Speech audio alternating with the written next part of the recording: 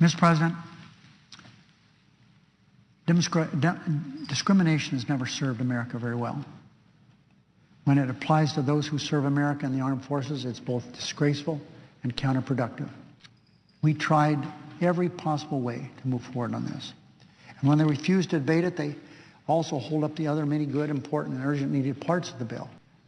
They want to block a vote on this issue at all costs, even if it means we do not pass a defense authorization bill for the first time in 48 years.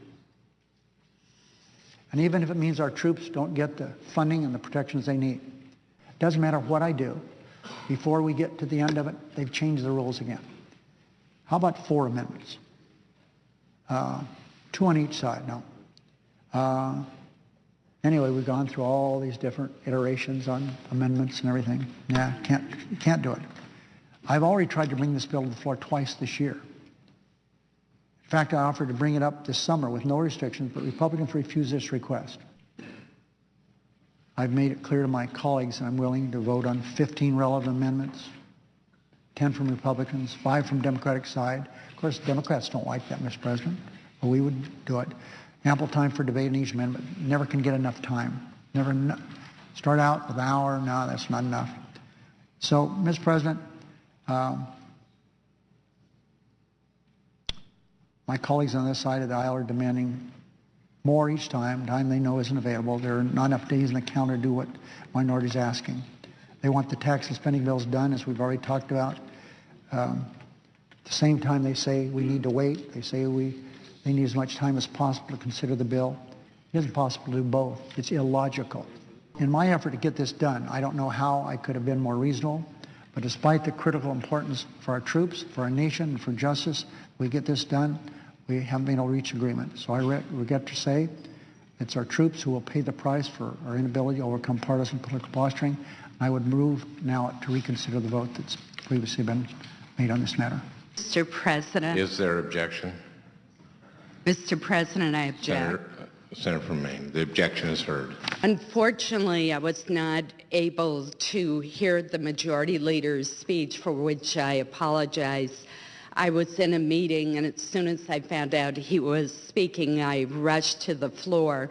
I want to make sure, since this is an important bill and an important issue, that I understand precisely what it is that the Majority Leader is proposing. So I would ask through the chair whether the Majority Leader is proposing a procedure where there would be no amendments and the tree would be filled, or whether the Majority Leader is proposing an agreement that he and I and Senator Lieberman discussed yesterday that would have allowed for 15 amendments, 10 on the Republican side and 5 on the Democratic side. And again, if the Majority Leader explained this and I missed it, I apologize, but I've received conflicting information about how the Majority Leader intends to proceed on this important bill. I would note that we've been in quorum calls for hours, during which we could have proceeded to the tax bill and started working on it, and we could be working this weekend as well. But I would very much appreciate hearing from the Majority Leader exactly what his intent is. Mr. President, Leader. I hope my friend at least heard the nice things I said about her in my statement. I missed those as well. They were pretty good. In an effort to do the things that the senator from Maine and I talked about with Senator Lieberman on a number of occasions, including yesterday or the day before. All of those require filling the tree, every one of them. It's just the way it is. The only way we can have some control over the amendments is that's how we would do it. So the answer to my friend's question, I think the question was, would I fill the tree? And the answer is yes. I understand what the Majority Leader is saying, but as he discussed his plan with me, he would in fact allow 15 amendments, 10 to be offered on the Republican side, that would be amendments of the Republican side's choice as long as they were relevant to the bill, and he would ensure that there would be votes on those amendments. So I'm confused when I hear that he's going to fell the tree, because that implies to me that he would not be allowing those 15 amendments that we discussed, 10 on our side of our choice, that as long as they were relevant to the bill. So I'm truly trying to find out what the agreement is. Well, the agreement is that I have made a number of different offers. You've made other suggestions.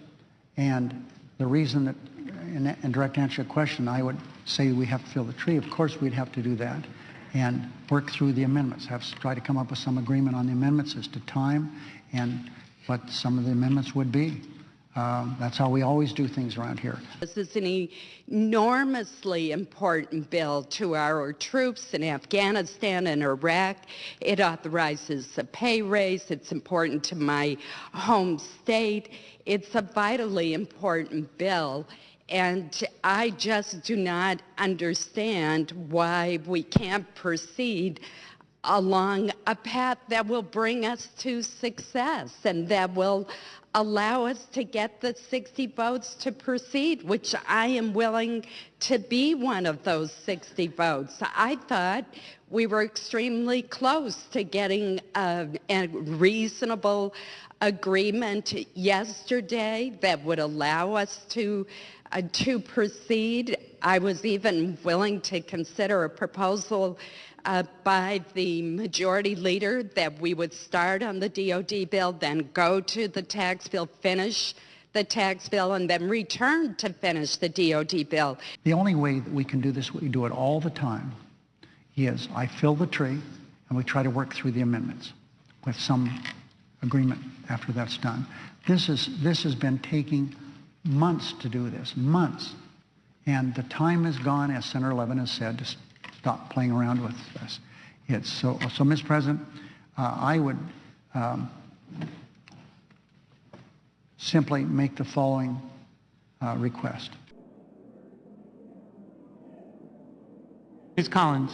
Ms. Collins. Aye. Are there any senators in the chamber wishing to vote or wishing to change their vote?